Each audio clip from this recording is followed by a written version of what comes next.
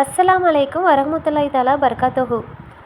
Last video பார்த்த continuation தான் இந்த வீடியோவில் நம்ம இன்ஷா அல்லாஹ் பார்க்க போகிறோம். வீடியோ ஸ்கிப் பண்ணாமல் ஃபுல்லாக பாருங்கள்.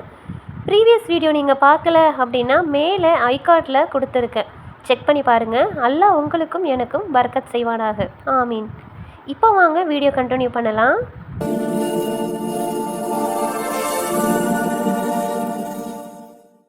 எங்கள் உள்ளங்கள் திரையிடப்பட்டுள்ளன என்று யூதர்கள் கூறுகின்றனர். அவ்வாறல்ல, அவர்களின் இறைமறுப்பின் காரணமாக அவர்களை அல்லாஹ் சபித்து விட்டான். எனவே அவர்கள் குறைவாகவே இறை நம்பிக்கை கொள்கிறார்கள். தம்மிடம் இருப்பதை உண்மைப்படுத்தும் வேதம் அல்லாஹ்விடமிருந்து அவர்களுக்கு வந்தபோது அதை மறுத்தனர். இதற்கு முன் அவர்கள் இறை மறுப்பாளர்களுக்கு எதிராக வெற்றியை வேண்டிக் கொண்டிருந்தனர். ஆனால் அவர்கள் வைத்திருந்த இவ்வேதமானது அவர்களிடம் வந்தபோது அதை மறுத்துவிட்டனர். எனவே இறை மறுப்பாளர்கள் மீது அல்லாஹ்வின் சாபம் இருக்கின்றது. அல்லாஹ் அருளியதை மறுக்க வேண்டும் என்பதற்காக எதற்கு பகரமாக தங்களை விற்றுவிட்டார்களோ அது மிக கெட்டது. அல்லாஹ் தனது அடியார்களின் தான் நாடியோர் மீது தனது அருளை இறக்கியதில் அவர்கள் பொறாமை கொண்டதே இதற்கு காரணம். அவர்கள் இறைவனின் கோபத்திற்கு மேல் கோபத்திற்கு ஆளாயினர். இறை மறுப்பாளர்களுக்கு இழிவு தரும் வேதனை உள்ளது. அல்லாஹ் அருளிய இவ்வேதத்தை நம்புங்கள் என்று அவர்களுக்கு கூறப்பட்டால் எங்களுக்கு அருளப்பட்ட தவராத்தை நாங்கள் நம்புகிறோம் என கூறி அதற்கு பின்னும் இவ்வேதத்தை மறுக்கின்றனர். இதுவே அவர்களிடம் உள்ளதை உண்மைப்படுத்தக்கூடிய சத்தியம் ஆகும்.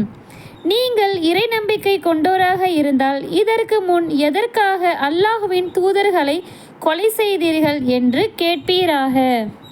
உங்களிடம் மூசா தெளிவான சான்றுகளை கொண்டு வந்தார். அவர்களுக்கு பிறகு நீங்கள் அநியாயம் செய்து காளை கன்றை கடவுளாக எடுத்துக்கொண்டீர்கள். உங்களுக்கு மேல் தூர் மலையை உயர்த்தி நாம் வழங்கியதை உறுதியாக பிடித்து கொள்ளுங்கள், செவிசாயுங்கள் என்று உங்களிடம் நாம் உடன்படிக்கை ஏற்படுத்தியதை நினைத்து பாருங்கள். நாங்கள் செவியோற்றும் மாறு செய்தோம் என்று அவர்கள் கூறினர்.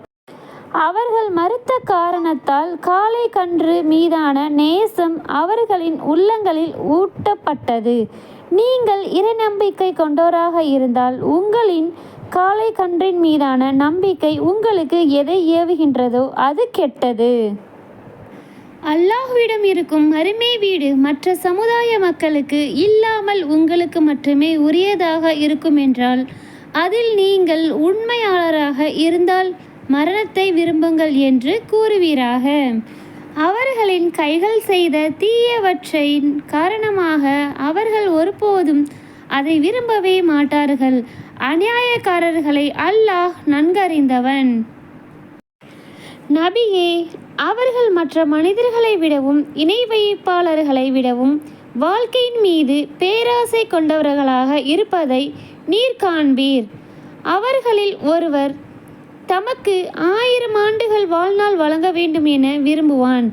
அவ்வாறு வாழ்நாள் வழங்கப்படுவது அவனை வேதனையை விட்டும் காப்பாற்றாது. அவர்கள் செய்பவற்றை அல்லாஹ் பார்ப்பவன். நபியே, ஜிப்ரீலுக்கு யார் எதிரியாக இருக்கிறாரோ அவர் அல்லாஹுக்கும் எதிரியாவார். ஜிப்ரீல் தான் அல்லாஹ்வின் ஆணைப்படி இவ்வேதத்தை உமது உள்ளத்தில் இறக்கி வைத்தார். இது தனக்கு முன்னுள்ளவற்றை உண்மைப்படுத்தக்கூடியதாகவும் இறை நம்பிக்கை கொண்டோருக்கு நேர்வழியாகவும் நற்செய்தியாகவும் இருக்கிறது என்று கூறுவீராக. யார் அல்லாஹுக்கும் அவனது வானவர்களுக்கும் அவனது தூதர்களுக்கும் ஜிப்ரீலுக்கும் மீகாலுக்கும் எதிரியாக இருக்கிறார்களோ அந்த இறைமறுப்பாளர்களுக்கு அல்லாஹும் எதிரியாவான்.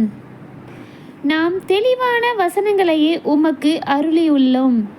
பாவிகளை தவிர வேறொருவரும் அவற்றை மறுக்க மாட்டார்கள். அவர்கள் உடன்படிக்கை செய்யும் போதெல்லாம் அவர்களில் ஒரு பிரிவினர் அதை முறித்துவிடவில்லையா? மேலும் அவர்களின் பெரும்பாலானோர் இறை நம்பிக்கை கொள்ள மாட்டார்கள்.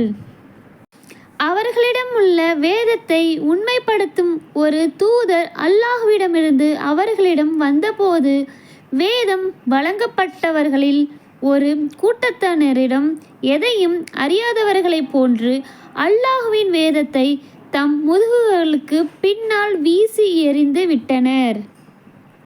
மேலும் அவர்கள் சுலைமானுடைய ஆட்சியின் போது சைத்தான்கள் ஓதியவற்றை பின்பற்றினார்கள்.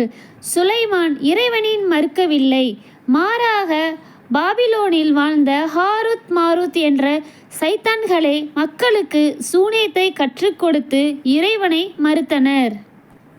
ஜிப்ரில், மீகாயில் ஆகிய இரு வானவர்களுக்கும் அது அருளப்படவில்லை. நாங்கள் சோதனையாகவே இருக்கின்றோம், நீ இதை கற்பதன் மூலம் இறைவனை மறந்துவிடாதே என்று கூறாமல் ஹாருன் மாருத் எனும் அவர்கள் எவருக்கும் கற்றுக் கொடுப்பதில்லை. எனவே கணவன் மனைவிக்கு இடையில் எதை கொண்டு பிரிவினை ஏற்படுத்துவார்களோ அதை அவ்விருவரிடமிருந்து அவர்கள் கற்றுக்கொண்டனர். அவர்கள் அதன் மூலம் அல்லாஹ்வின் நாட்டமின்றி யாருக்கும் பாதிப்பு ஏற்படுத்தக்கூடியவர்களாக இல்லை. தங்களுக்கு பாதிப்பு ஏற்படுத்துவதையும் பயனளிக்காததையுமே அவர்கள் கற்றுக்கொள்கின்றனர். அதை யார் விலைக்கு வாங்கி கொண்டாரோ அவருக்கு மறுமையில் எந்த பாக்கியமும் இல்லை என்பதை உறுதியாக அறிவித்துள்ளனர். அவர்கள் அறிந்து கொள்வோராக இருந்தால் எதற்கு பகரமாக அவர்கள் தன்மையை விற்று விட்டார்களோ அது மிக கெட்டது.